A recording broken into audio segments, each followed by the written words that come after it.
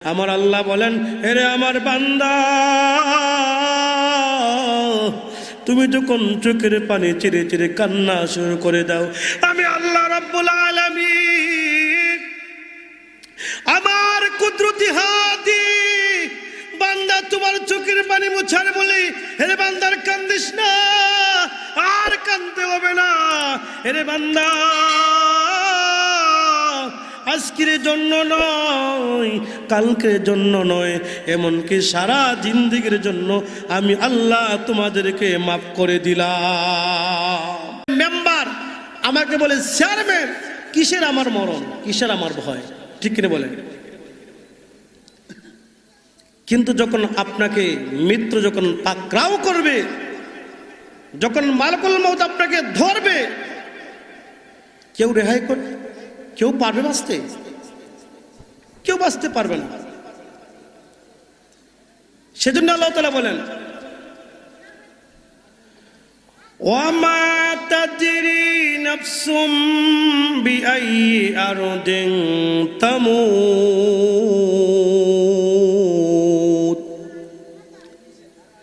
এরে আমার বান্দা, কোথায় কখন তোমার মৃত্যু হবে তুমি জানো না। এই জ্ঞানটা একমাত্র আমি আল্লাহর কাছে। জুড়ে বলেন, কার কাছে? আল্লাহর কাছে। এজন্যই মালাকুল মাউত প্রত্যেকটা মুহূর্তে আমাকে দেখশন করে রেখেছি, আমাকে ঘিরাও করে রেখেছি।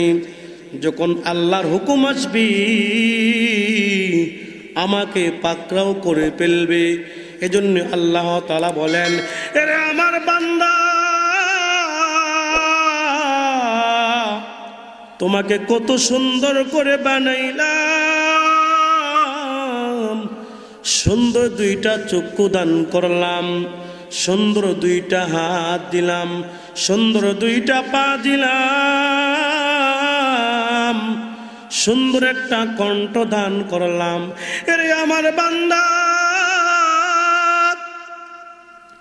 সেই কণ্ঠ দিয়ে তোমরা আমি আল্লাহকে ডাকবে, আমি আল্লাহর কোরআন তেলাওয়াত করবে,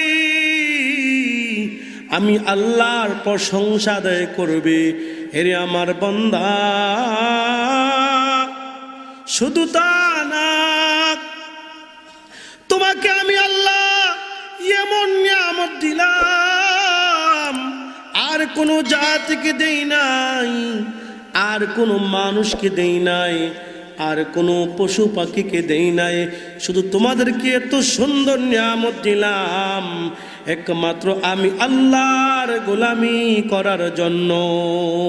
ঠিক কি বলেন? এজন্যই আজকে আমরা কোরআন হাদিসের আলোচনা হলে আমাদের ভিতর শয়তানি গোতায়, যাচ্ছে এখানে গিয়ে লাভ নাই, হুজুরা তো ওয়াজ করবো, ওয়াজ হলে লাভ নাই, এটা গান দেখ, গান ফাঁসে বিষয়টা, গানে যা জ্ঞানকে লাভ বলি না। ঠিক না বলেন? আজকে আমাদের মন নষ্ট হয়ে গেছে, আমাদের আমল নষ্ট হয়ে গেছে, ঈমান নষ্ট হয়ে গেছে। আজ আমাদের ভয় নেই। আজ আমাদের সমাজ এমন একটি পর্যায়ে চলে গেছে যে সমাজের মধ্যে কোরআনের বিরুদ্ধে, হাদিসের বিরুদ্ধে, উলামায়ে কেরামের বিরুদ্ধে বিভিন্নভাবে ষড়যন্ত্র শুরু হয়েছে। ঠিক করে বলেন? কিয়ামতের আলামত শুরু হয়ে গেছে। আমার ভাইয়েরা, আজ আমরা আলেমকে গালি দেই, একদল বলে আলেমের গার মটকাবে। যেটা বলেন, কি বলে? আলেমের গার মটকাবে। যেমন বোঝা আলেম রোহিঙ্গা থেকে এসে, আলেম এদেশে নাগরিক নাই, সে রোহিঙ্গা থেকে চলে আসে বলছে গার মটকাবে। ঠিক নেই? আরেক দল বলে আয়ো খেলা হবে। কি হবে? খেলা হবে না, আলেমদের সঙ্গে খেলবে। চিন্তা করছে বিষয়টা, কায়ো খেলা হবে। যে বলে খেলা হবে, ওর একটা ভিডিও দেখলাম, কয়েকজন মানুষ বসে রয়েছে, এবার তারা পুলিশ, কোনো জনগণ নাই, আবার বলে কে খেলা হবে, সে আলেমদের সাথে খেলবে। আরেক দল বলে আলেমদের গালে জুতা মারো তালে তালে, ঠিক নেই, বোঝা যায় আলেমদের গালে সস্তা, ফাতায় দ্বারা বসে বাইরেব, ঠিক নেই। সাবধান করে দিলাম, যেই সকল মানুষেরা, যেই সকল কুলাঙ্গার আলেমদেরকে গালি দাও, আমার রসুলকে নিয়ে মন্তব্য করো, আমার আল্লাহকে নিয়ে মন্তব্য করো, যেই সকল কুলাঙ্গার আলেমদেরকে বলে আলেমদের গালে জুতা মারো তালে তালে, আমি বলতে চাই ওই সকল কুলাঙ্গারদের জন্মের কোনো পরিচয় নেই, ঠিক কিনা বলেন? তাদের জন্ম পরিচয় নেই। আজকে আমি আমার মেয়েকে রাস্তায় ছেড়ে দিই, স্লোগান দেয় আলেমদের বিরুদ্ধে, স্লোগান দেয়, মিছিল করে, আলেমদের চামড়া তুলে দিব আমরা।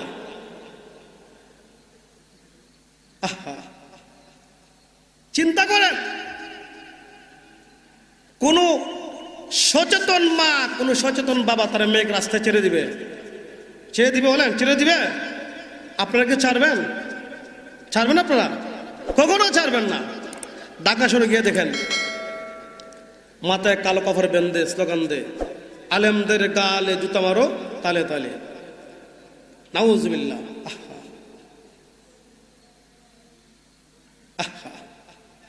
কি বলবো আমার ভাইয়েরা, আমি তো তৈন ভাষায় বলতে চাই, যেই সকল কুলাঙ্গার, যেই সকল মুনাফিক, যেই সকল নাস্তিক মুরতাদ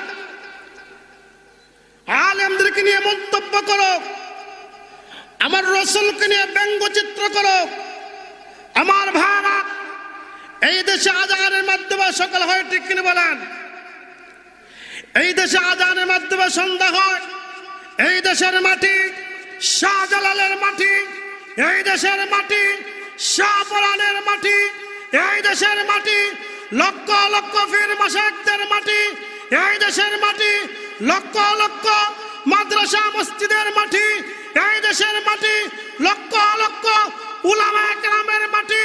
যেই সকল নাস্তিক মুরতাদ আমার নবীকে নিয়ে ব্যঙ্গচিত্র করে, যেই সকল নাস্তিক মুরতাদ, যেই সকল কুলাঙ্গার আলেমদেরকে নিয়ে গালাগালি করে, আমি বর্তমান সরকারকে আমি ঘোষণা করেছি ওই সকল নাস্তিক মুরতাদদের ফাঁসির কাস্টে ঝুলিয়ে বিচার করতে হবে, নতুবা আমাদেরকে থামানো যাবে না, যাবে না, যাবে না, ঠিক কিনা বলেন?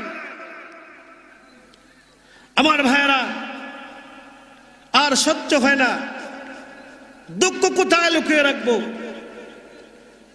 হে মা, হে বোন, আজ তুমি কত দামি ছিলে, তোমার কত সম্মান, তোমার কত ইজ্জত, আজ তুমি গালি দাও, আলেমদের গালি জুতা মারো তালে তালে। আমার ভাইয়েরা, এজন্যই আমরা সকলে সচেতন থাকতে হবে, যাতে করে আমার মেয়েগুলি ঘরের বাহিরে না যায়, যাতে করে আমার ছেলেগুলি কোনো আলেমদের বিরুদ্ধে না যায়, যাতে করে আমার মেয়েগুলি কোনো আলেমদের বিরুদ্ধে না যায়। তাহলে একবার ভেবে দেখেন, আমার জন্মের সময় নাম রেখেছে একজন আলেম, আমার বিয়ের সময় বিয়ে পড়েছে একজন আলেম, আবার মরণ হলে আমার জানাজা কে পড়াবে? মাস্টার? কোন পাবলিক? কে পড়াবে? তাহলে যেই আলেমটা প্রত্যেকটা মুহূর্তে আপনার কাজে আসে, আপনি সে আলেমকে গালি দিবেন? কখনো হতে পারে না। আমার ভাইয়েরা, কর্তৃপক্ষ আমাকে বিষয় দিয়েছেন তাওবার গুরুত্ব এবং ফজিলত, এবং সেই লক্ষ্যে আমি আপনাদের সম্মুখে মহাগ্রন্থ আল কোরআনের 114টি সূরার ভিতরে 24 নম্বর সূরা সূরায়ে নূর, সূরায়ে নূরের 31 নম্বর আয়াতের শেষ দিকে কিছু অংশ তেলাওয়াত করেছি। পাশাপাশি বিশ্বনবী সরকারে দু আলম মদিনায়ে তাজদার মুহাম্মদুর রাসূলুল্লাহ সাল্লাল্লাহু আলাইহি সাল্লামের অমীয় বাণী থেকে একটি হাদিস পাঠ করেছি। চেষ্টা করব আমার কোরআনের আয়াত এবং হাদিসকে সামনে রেখে কিছু কথা বলার জন্য। যদি আল্লাহ পাক আমাকে তৌফিক দান করেন, মা তৌফিক ইল্লা বিল্লাহ। আমার ভাইয়েরা, আমরা যারা এখানে এসেছি জন্মের পর থেকে নিয়ে তথা বুঝে ওঠার পর থেকে নিয়ে এই পর্যন্ত আমরা অনেক গুনাহ করছি। গুনাহ করছি না? সবাই দিকে তাকান। আমরা গুনাহ করছি নি? আমরা বুঝে ওঠার পর থেকে নিয়ে এই পর্যন্ত আমরা অনেক গুনাহ করছি না? অনেক গুনাহ করেছি। প্রকাশ্যে গুনাহ করেছি, গোপনে গুনাহ করেছি, ইচ্ছায় গুনাহ করেছি, অনিচ্ছায় গুনাহ করেছি। আমরা কখনো কি গুনার জন্য আল্লাহর কাছে মাপ চেয়েছি? মাপ চাইছি আল্লাহর কাছে? কখনো মাপ চাই নাই। এই যে আমরা গুনাহ করে করে জীবনটা ধ্বংসের পথে ছেড়ে দিলাম, আবার নিজেকে অনেক দামি মনে করি, অনেক বাহাদুর মনে করি, তাহলে সেই গুনার জন্য আমরা কি আল্লাহর কাছে মাপ চাইছি? মাপ চেয়েছি আল্লাহর কাছে? কথা বলেন, মাপ চেয়েছি? কখনো মাপ চাই নাই। সে আমরাকে মাপ না চেয়ে কি দুনিয়া থেকে বিদায় হব? না, কখনো না। যেহেতু আমরা গুনাহ করে ফেলেছি ইচ্ছায়, অনিচ্ছায়, গোপনে, প্রকাশ্যে, আর সেই গুনাহের জন্য আল্লাহ পাক আমাদেরকে একটা সুযোগ দিয়েছেন। আল্লাহ কি দিয়েছেন আমাদেরকে? সুযোগ দিয়েছেন। আমরা যারা গুনাহ করে করে জীবনটা ধ্বংস করে দিয়েছি, আমাদের গুনাহ ছাড়া কিছুই নেই, সেজন্য আল্লাহ আমাদের সুযোগ দিয়েছেন। আর সেই সুযোগ হচ্ছে আল্লাহর কাছে ফিরে যাওয়া, আল্লাহর কাছে তওবা করা, আল্লাহর কাছে মাপ চাওয়া। এজন্য আল্লাহ তাআলা বলেন, ওয়াতুবু ইলাল্লাহি জামিআ আইয়ুহাল মুমিনুন লাআল্লাকুম তুফলিহুন। আল্লাহ বলেন, হে মুমিনগণ, তোমরা আল্লাহর কাছে তওবা করো। আমরা আল্লাহর কাছে কি করব বলেন? আমরা আল্লাহর কাছে কি করব? তওবা করব। লাআল্লাকুম তুফলিহুন, যাতে করে তোমরা সফল কাম হতে পারো। তাহলে তওবা করলে আমরা দুনিয়ায় সফল কাম এবং পরকালেও সফল কাম। দুনিয়া সফল কাম কি? দুনিয়া সফল কাম হচ্ছে আমরা নিষ্পাপ হয়ে যাব, অথচ আল্লাহ আমাদের নিষ্পাপ বানিয়ে দিবেন। 2 নম্বর, আল্লাহ আমাদেরকে সম্মান ইজ্জত বাড়িয়ে দিবেন। আর পরকালে কি? পরকালে হচ্ছে আল্লাহ আমাদের জান্নাত দান করবেন। জোরে বলেন সুবহানাল্লাহ। তাহলে এই তওবা করার পর আল্লাহ আমাদের কি করবেন? দুনিয়ায় 2টা পুরস্কার দিবেন এবং পরকালে আমাদের জান্নাত দিবেন। দুনিয়া পুরস্কারটা কি?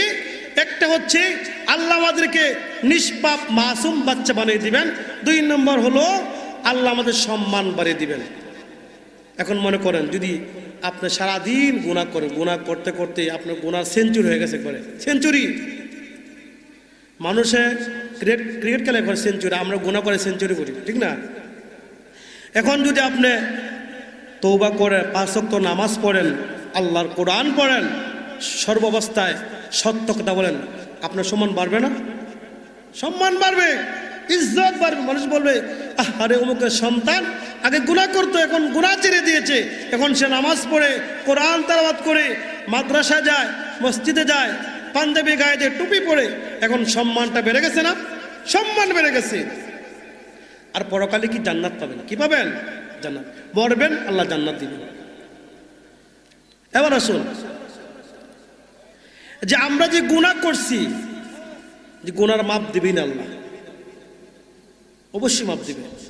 আল্লাহ বলছেন, যখন তুমি নিরুপায় হয়ে যাও, যখন তুমি নিষ্পাপ হয়ে যাও, যখন আমার কাছে কান্না শুরু করো, মালিক গুনাহ করছি, এখন তওবা করছি, আল্লাহ ফিরে আসছি, আল্লাহ বলবেন, বান্দা তুমি যখন গুনার জন্য আমি আল্লাহর কাছে তওবা করেছো, মাফ চেয়েছো, আমি আল্লাহ তোমাদেরকে মাফ করে দিলাম।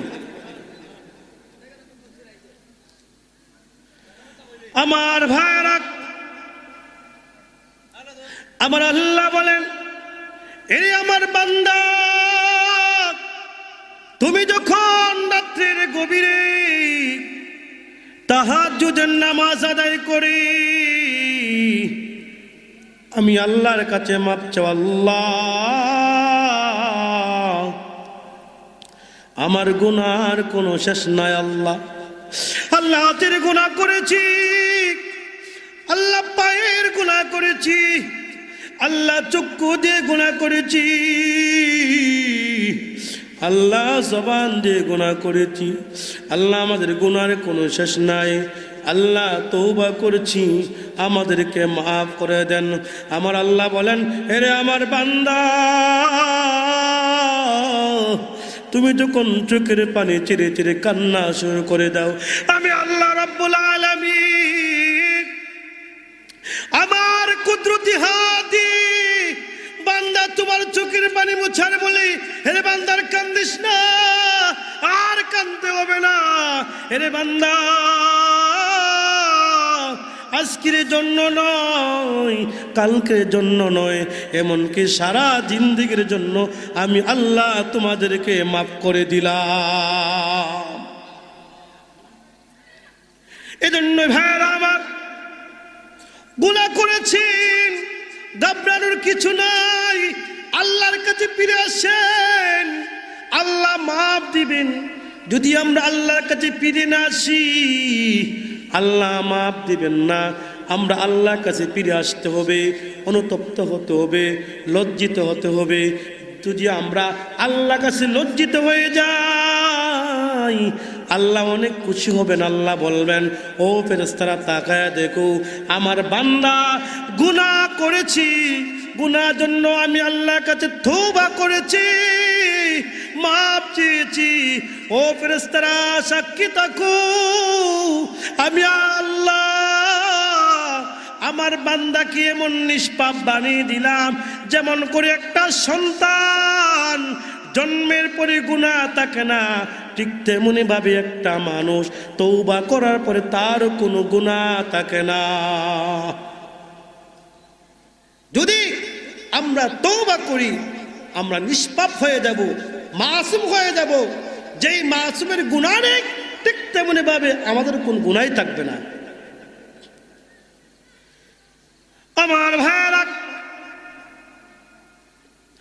পয়গম্বর মূসা আলাইহিস সালামের জামানায় আল্লাহ বৃষ্টি বন্ধ করে দিয়েছেন, বৃষ্টি হয় না, জমিন পেটে গেছে, মানুষের হাহাকার, গরু ছাগল সবাই তৃষ্ণায় তাদের খোলজাগুলো পেটে যাচ্ছে।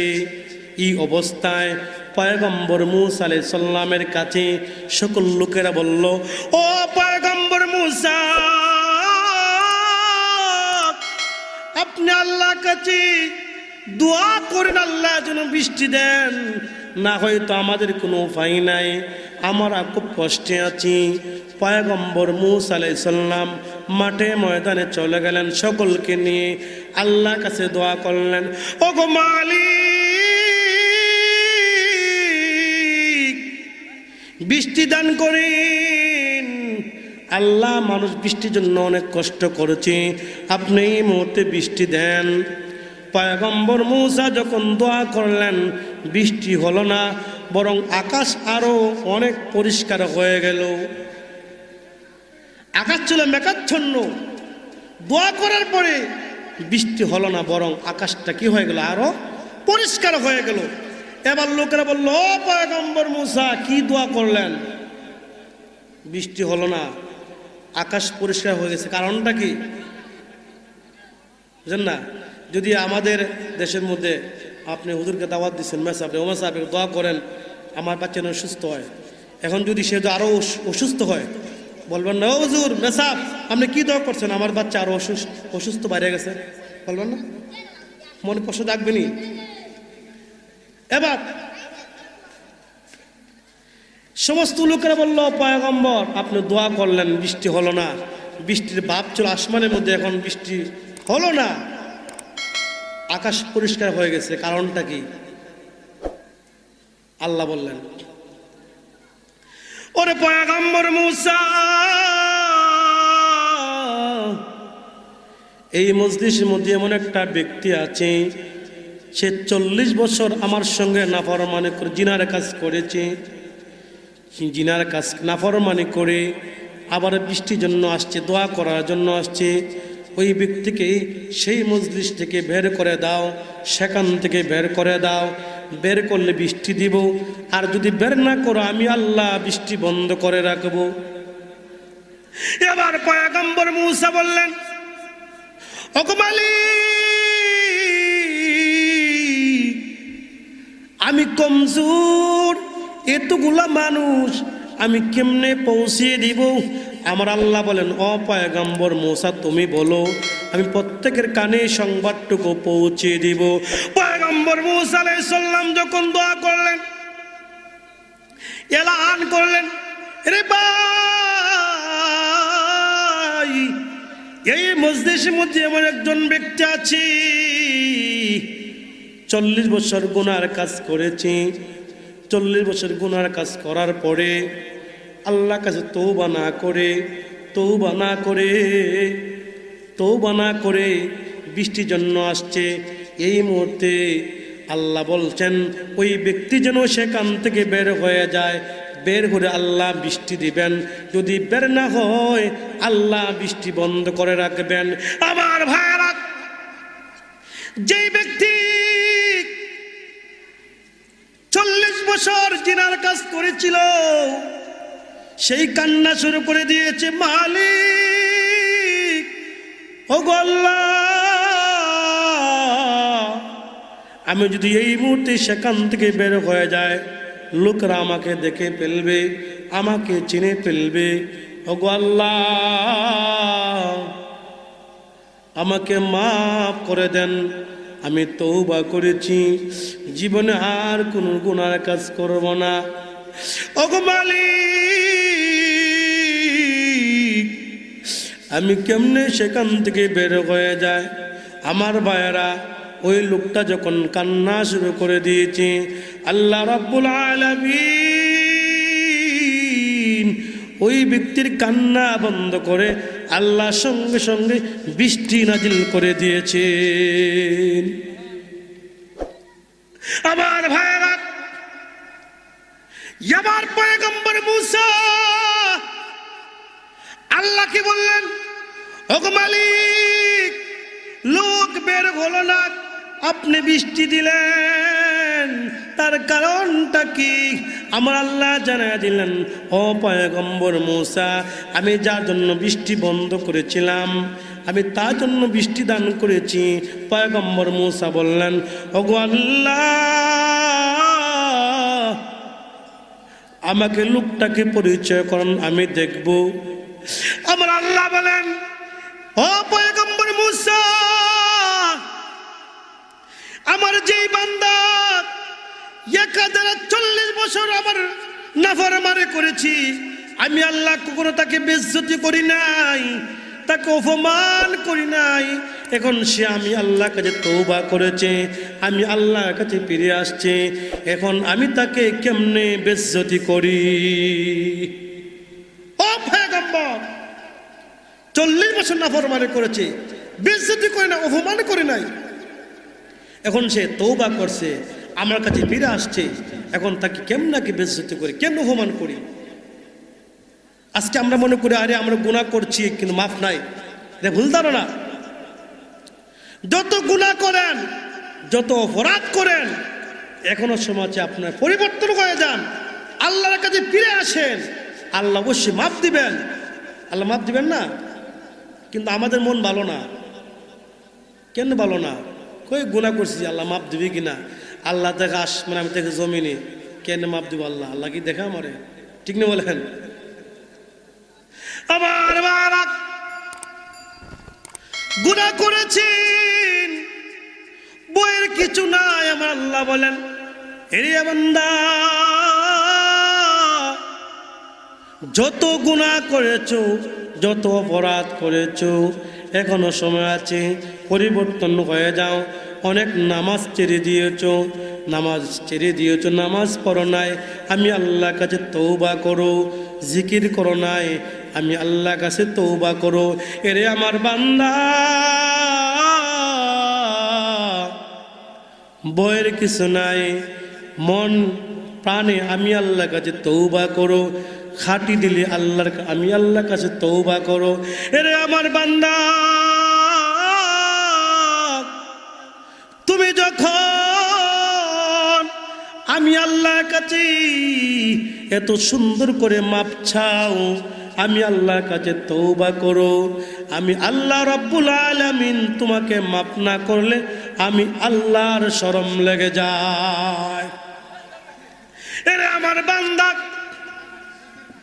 তুমি যখন অনুতপ্ত হয়ে যাও, লজ্জিত হয়ে যাও, আল্লাহ আমার জীবনে কত ভুল হয়েছে, আমার জীবনে কত গুনাহ হয়েছে, আল্লাহ আজকের পর থেকে গুনার কাজ করব না, আল্লাহ নামাজ বন্ধ করব না, আল্লাহ অন্যের হক নষ্ট করব না, আল্লাহ প্রতিবেশীর হক নষ্ট করব না, আল্লাহ আমাদেরকে মাফ করে দেন। আল্লাহ অবশ্যই আমাদেরকে মাফ করে দিবেন। আমার ভাইরা, বিখ্যাত ওলি হাসান বসরি, উনার অসংখ্য ছাত্রছাত্রীর প্রত্যেকটা মুহূর্তে হাসান বসরির কাছে আসতেন, কোরআন তেলাওয়াত শুনতেন, নসিহত শুনতেন। ভাগ্যের নির্মমকে পরিহাস, অল্প বয়সে ওনার স্বামী দুনিয়া জমিন থেকে বিদায় হয়ে যান। স্বামী বিদায় হয়ে যাওয়ার পরে ওই মহিলার একটা সন্তান ছিল। ওই মহিলা সন্তান যখন বড় হয়ে গেল, মহিলা বলল, এরে বাবা, আল্লাহর কোরআন গ্রহণ করে নাও, নামাজ পড়ো, পর্দা করো, দিন মানো। এরে আমার বাবা, তোমার বাবা পৃথিবীর জমিন থেকে বিদায় হয়ে যাওয়ার পরে আমি তোমার সুখের জন্য আমি অন্য স্বামী গ্রহণ করে নাই। আরে আমার প্রাণের বাবা, তুমি আল্লাহর কোরআন গ্রহণ করে নাও, নবীর হাদিস গ্রহণ করে নাও, দিন মানো। এবার সন্তান বলে, ওগো মা, আমাকে ওসিয়ত করবেন না, আমাকে ওয়াজ করবেন না, আমি কোরআন পড়তে পারবো না, আমি হাদিসও পড়তে পারবো না, আমার সামন থেকে চলে যাও। ওই মা হাসান বসরিকে বললেন, হুজুর, আপনি আমার সন্তানকে বুঝান, আমার সন্তান সারাদিন গুনার কাজ করি, আমার কথা শুনতে চায় না, নামাজ পড়ে না, কোরআন তেলাওয়াত করে না। হাসান বসরি বললেন, আরে বাবা, তোমার মা তোমার সুখের জন্য অন্য স্বামী গ্রহণ করে নাই। আরে বাবা, নামাজ পড়ো, কোরআন তেলাওয়াত করো, গুনার কাজ করিও না। ওই যুবক সন্তান বলল, হুজুর, আমাকে ওসিয়ত করবেন না, আমাকে ওসিয়ত করবেন না, আমি নামাজ পড়তে পারবো না, কোরআন তেলাওয়াত করতে পারবো না, আপনি আমার সামন থেকে চলে যান। ওই যুবক সন্তানটা হাসান বসরির কথা ছেড়ে দিল, মানল না। হাসান বসরি ব্যর্থ হয়ে চলে গেলেন। এবার সন্তান সারাদিন শুধু গুনার কাজ করে, ওই যুবক সারাদিন গুনার কাজ করে, গুনাহ ছাড়া কিছুই বোঝে না। হাঁটতে গেলে গুনাহ, চলতে গেলে গুনাহ, গুনাহ ছাড়া কিছুই বোঝে না। এবং গুনাহ করে করে যখন এমন এক পর্যায়ে চলে গেছে, হঠাৎ ওই যুবকের ভিতরে এসে গেছি। আহারে, আমি গুনাহ করে করে জীবন ধ্বংস করে দিয়েছি, এখন আমার কি হবে? আমি কোথায় যাব? আমি এমন গুনাহ করেছি, যদি আল্লাহ আমাকে মাফ না করে আমি কোথায় যাব? ওই যুবক যখন তার ভিতরে আল্লাহর ভয়ে ঢুকে গিয়েছে, কোরআনের ভয়ে ঢুকে গিয়েছে, মৃত্যু ভয়ে ঢুকে গিয়েছে, এবার যুবক সন্তানটা চোখের পানে ছেড়ে ছেড়ে কান্দে আর বলে, ওগো মা, তোমার কথা শুনে নাই। ওগো মা, আমাকে তওবা করান, আমি তওবা করতে চাই, আমাকে এই মুহূর্তে তওবা করান। এবার ওই মা যখন হাসান বসরির কাছে গিয়ে বললেন, হুজুর, আমার সন্তান তওবা করতে চায়, আমার সন্তান জীবনের সকল ভুল বুঝতে পেরেছি, আপনি আমার সন্তানটাকে তওবা করান। এবার হাসান বসরি বললেন, না না, তোমার সন্তান আমাকে অনেক কষ্ট দিয়েছে, আমাকে অনেক ধোঁকা দিয়েছে, না তুমি আমার সামন থেকে চলে যাও, আমি তোমার সন্তানটাকে তওবা করাইতে পারবো না। এবার ওই মা বললেন, আরে বাবা, তুমি যে এত গুনাহ করেছো, এত অন্যায় করেছো, হুজুর তোমার তওবা করাইবেন না। এবার যুবকটা কেঁদে কেঁদে বলল, ওগো আমার প্রাণের মা, আমি জানি গো মা, আমাকে কেউ তওবা করাইবে না, আমাকে আল্লাহ মাফ দিবে না। ওগো মা, মৃত্যু আগে তোমাকে দুইটা ওসিয়ত করব। ওগো আমার প্রাণের মা, এক নম্বর ওসিয়তটা হইল, গো মা, মৃত্যুর পরে আমাকে তোমার ওড়না দিয়ে আমাকে গলায় পেঁচিয়ে সারা বাড়িতে টানা হেঁচড়া করবেন। 2 নম্বর ওসিয়তটা হইল, গো মা, আমাকে গুরুস্থানে দাফন করবেন না, আমাকে আমার বাড়ির সম্মুখে দাফন করবেন। আমি চাই না গো মা, আমি অপরাধের কারণে, আমি গুনাহগারের কারণে কবরের সকল মৃত ব্যক্তিরা কষ্ট পাক। এই 2টা ওসিয়ত করার পরে ওই যুবকটা পৃথিবীর জমিন থেকে বিদায় হয়ে গেল। মা কান্না শুরু করে দিল, আরে বাবা, তোর আব্বা দুনিয়া জমিন থেকে বিদায় হয়ে গেল, তুইও এই মুহূর্তে চলে গেলে আমি এখন কোথায় যাব, কার কাছে যাব? আরে আমার প্রাণের বাবা, গুনাহ করে করে জীবনটা ধ্বংস করে দিলে। আমার বাবা, এখনো সময় আছে, তওবা করেন, পরিবর্তন হয়ে যান, আল্লাহর কাছে মাফ চান। আল্লাহ, জীবনে আর কোনো গুনাহই করব না, অন্যায় কাজ করব না, আল্লাহ এই মুহূর্তে মাফ করে দেন। আমার আল্লাহ রাব্বুল আলামিন আমাদেরকে জীবনের জন্য মাফ করে দিবেন। এজন্য ভাইয়ের আমার, এতক্ষণ যা কিছু আলোচনা করলাম, আল্লাহ পাক যেন আমাকে এবং আপনাদেরকে যেন আমল করার তৌফিক দান করেন। আমার ভাইয়ের আসলে সময়টা এলোমেলো হয়ে গেছে। এই পর্যায়ে যিনি আমাদের সম্মুখে বয়ান করবেন, আমাদের এলাকার কৃতি সন্তান, আমাদের এলাকার গৌরব, হযরত মাওলানা হাফিজুর রহমান সাহেব বাহুবলী আমাদের সম্মুখে অত্যন্ত গুরুত্বপূর্ণ আলোচনা করবেন। সকলে বসবেন, ইনশাআল্লাহ, কেউ যাবেন না। হুজুরের পরবর্তী ওয়াজ আসিতেছে আমাদের ইউটিউব চ্যানেলে, তাই সাবস্ক্রাইব করে সাথেই থাকুন।